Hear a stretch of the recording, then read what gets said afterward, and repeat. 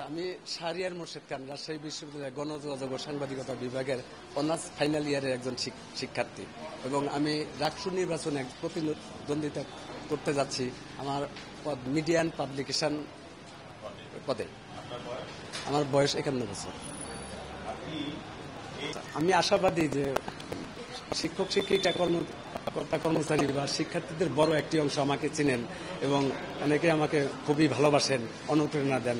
তো আমি আশা করি যে একজন সংগ্রামী মানুষ হিসাবে অবশ্যই আমাকে সত্যিকারভাবে ভোট দিয়ে আমার পাশে দাঁড়াবে এবং আমি জয়ী হলে আমি সাধারণ শিক্ষার্থীর হয়ে সাধারণ শিক্ষার্থীদের সাথে আমি লড়ব, কথা বলব।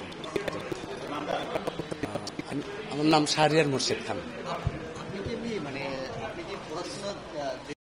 I was a student of Chittagong University in the Department of Public Administration.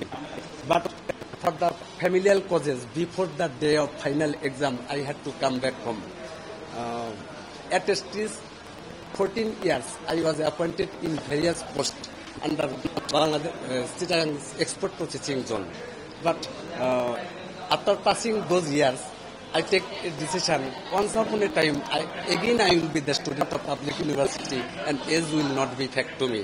From that mentality, I take admission under Bangladesh Technical Education Board in the class of 9.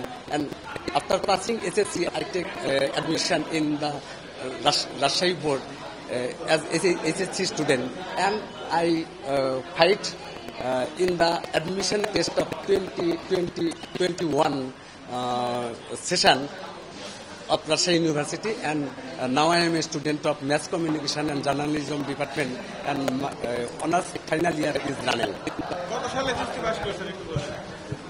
আমি 2017 সালে নিউ একাডেমিক লাইফে আমি 2017 সালে এসেছি আর 2020 সালে ইন্টারমিডিয়েট পাস করি, করার পরে 2020-21 সেশনে ঢালাইয়ের সেরা প্রিমিয়ার সিমেন্ট। আমার বাড়ি সিরাজগঞ্জ জেলার বেলকুচি থানার রাজাপুর ইউনিয়নের রাজাপুর গ্রামে।